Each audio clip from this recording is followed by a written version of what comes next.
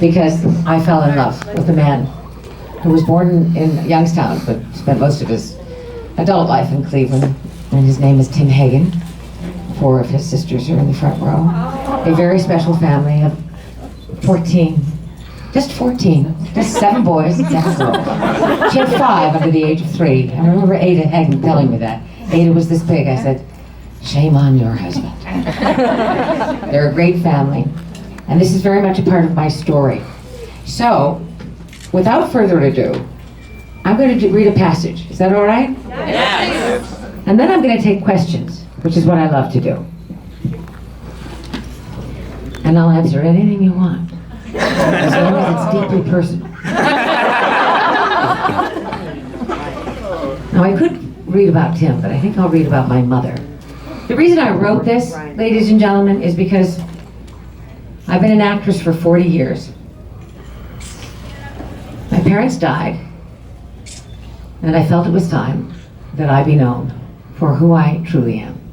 There comes a moment, it's not epiphanic, it's not revelatory, it just is, it's organic, when you wish to be known. And that happened 2 years ago.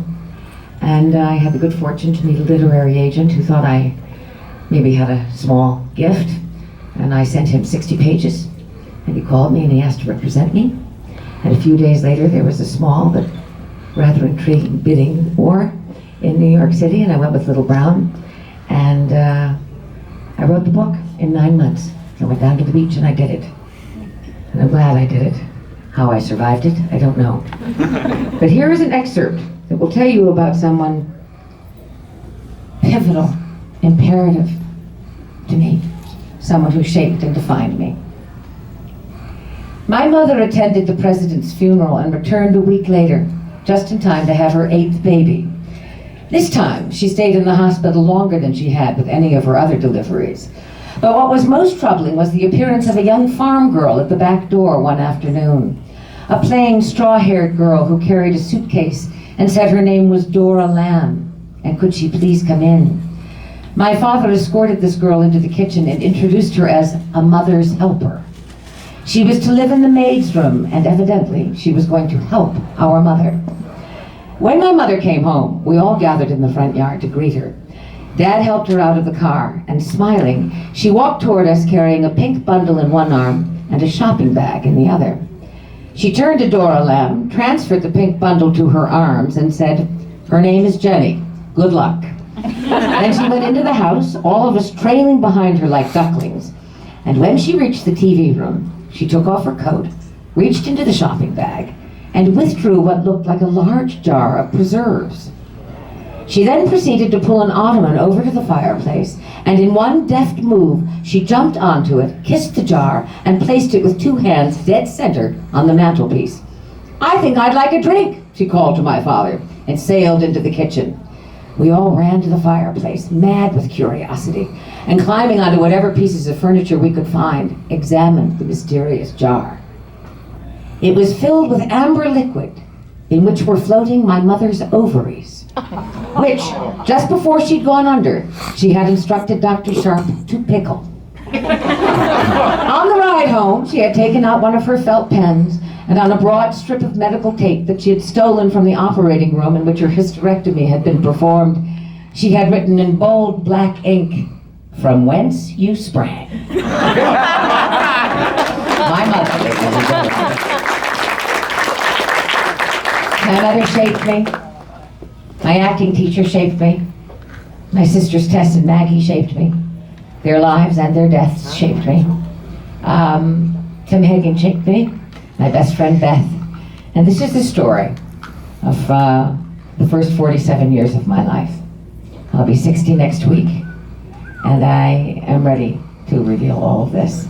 I would love to take questions, if I may. That's what I would prefer to do. Do you have questions? Is there a line for questions? Isn't a line for questions. Well, just questions. Raise your hand. And yes, come here. Come here so people can hear you. Hi, Ms. Mulgrew. Hi. My name is Melissa Yazanow. I am a councilwoman in the city of Cleveland Heights, And I feel in large part I owe that to my childhood hero, which was the character Captain Catherine Janeway that you played.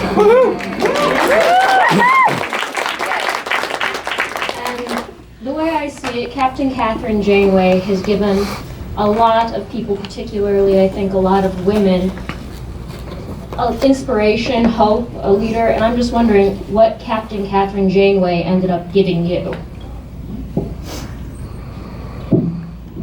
Salvation, in many ways. Because work is salvation for me. And work also has defined me.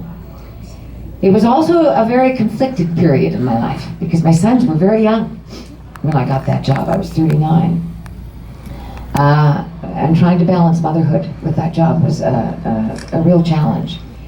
But let's face it, to be the first female captain of a starship in the Star Trek franchise was a pretty big deal. And more importantly, it was a very big deal regarding women in science, because so many of them have told me that it changed their idea of what they would do. Rather than research, they were going to go up, right? They were going to go into the field. So it was marvelously gratifying in that way. And I know it will be the headline on in my obituary, right? Even if I marry the Pope, it'll be Captain Janeway. But I'm thrilled.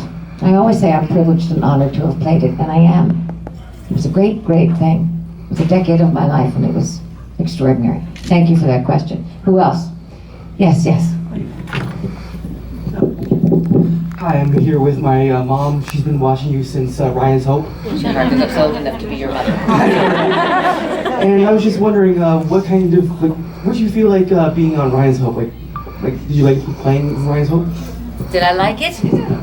That was the beginning. So you know you're dating yourself. I know. I was a baby. I know. And it was a great thing. It instantly catapulted me to a certain kind of celebrity that I had not known before. But also things happened during Ryan's Hope. And I've written about that in this book. I got pregnant at the end of the first year. And they put me in a very severe pickle. So I went to Claire Labine and I said, I have to offer my resignation because I'm pregnant and I'm going to have the baby. She said, wait a minute, what if I write it into the story? And Mary Ryan will get pregnant. And we'll watch Mary Ryan as she goes through her pregnancy. And then we'll have Jack leave her. And then it will be, wonderful because it's a soap opera. I didn't think long. I said, that's great. That will probably get me through this. And then I called my mother. And I said, Mom, I have some news for you. I'm pregnant. And there was a considerable pause, after which she said, well, you've made a mistake this time, kitten. And you're going to have to step up to the plate and take responsibility for it. You're going to have that baby. I said, I know I'm going to have the baby, but I was thinking that with the money that I'm making, which wasn't much, but some, I could send the money to you, we could afford a nanny, and if you would look after the baby in the first few months, I'll find my sea legs. Absolutely not kidding. Tessie, her daughter, had just died. I can't even begin to think of doing that. Your father would not accept it. So you have to reach down and be very brave and do the right thing. I want you to march across the park and go to Catholic Charities and find yourself a social worker and give that baby up for adoption. And that is what I did. And almost immediately, instantly regretted it. And spent the following 20 years trying to find her. And I did find her. And we have been deeply in one another's lives for the last 18 years. It's a very rare story. It worked because my daughter led with compassion. Had my daughter not led with mercy, we wouldn't have had this relationship. But everything is mysterious and pretty wonderful in my life. So that is in the book. And that's a long answer to your very nice question. Mary Ryan was a lot of things, right? You're brave to ask a question. Come here. Come up if you have a question. If you come closer, then I can just give you the mic. My name is Julia Angel, and I know I can say for everybody else here, I am one of your biggest fans. I watched you all the time. Start to finish, and I've always thought of you as a role model. Well, thank you. I watched everything. I own most of your stuff. That shouldn't make you cry. You're like one of the biggest role models, and I feel like I want to meet you. And thank you. What's your name? Julia. Nice to meet you, Julia. Thank you. Yeah. I want laughter too. Laughter. Thank you, sweetheart. I'll sign your book. Does anybody else have a question? And yes, come up here, madam. And you come up, sir. And then I can give you. I like it that you have books in your hand. I feel like something like it. Hi, I'm Betsy Norris, and I'm here with a whole bunch of adoptees. Ohio. Changed the rule in Ohio.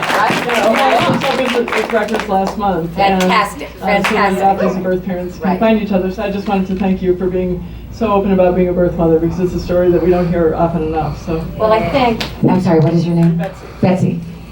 I think for a long time I wasn't so open about it. I think that this is very private. And it wasn't until I reached a certain age that I could.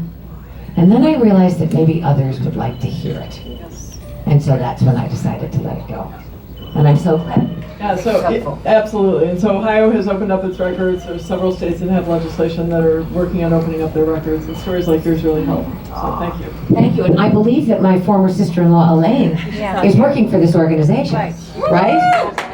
And so that's great for her to be doing that. So yes, thank you. Thank you. Yes, come. Hi. I'm Ken. Hi, Ken. I was wondering, what advice did you learn from Helen Gallagher and Bernard Barrow and Ryan's Hope, and do you still have contact with them? Bernie Barrow's dead. Has been for years. And Helen's probably close to death. But I learned, how to laugh, how to show up on time, how to sing Danny Boy, and how to have a drink or two. She's great, Helen Gallagher, a real survivor. They were terrific. I'm going to take one or two more questions, and then I'm going to start signing. Yes, sweetie. Hi, my name's Nora. I drove all the way from Columbus to meet you today. And I just wanted to say, like the woman who spoke earlier, you profoundly impacted what a leader should be in Catherine Janeway. And you showed me that as a young girl that I could grow up, I could be the boss, I could be a leader. And so I'm starting law school this fall, and I just want to say thank you. Good for you. Let's give her a hand. That's great. Incredible. You come. Tall man. Tall man.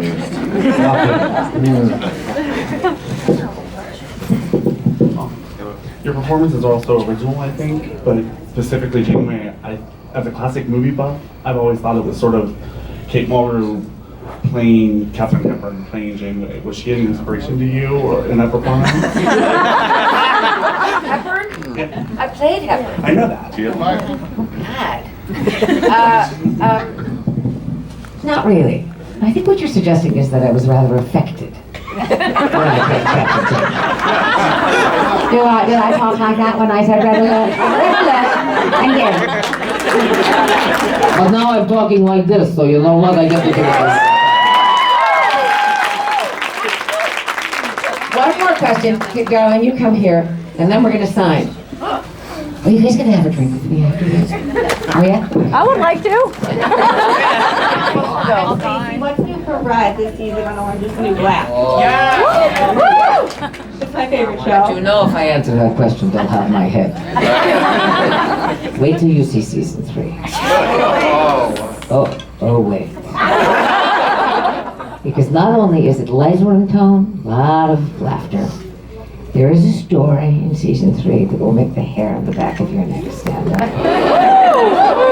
Played by 2 of the finest actresses in the least expected partnership. Just imagine the 2 diametrically opposed characters coming together to kill somebody. All right, let's sign. Shall we sign? Nicole, what's up?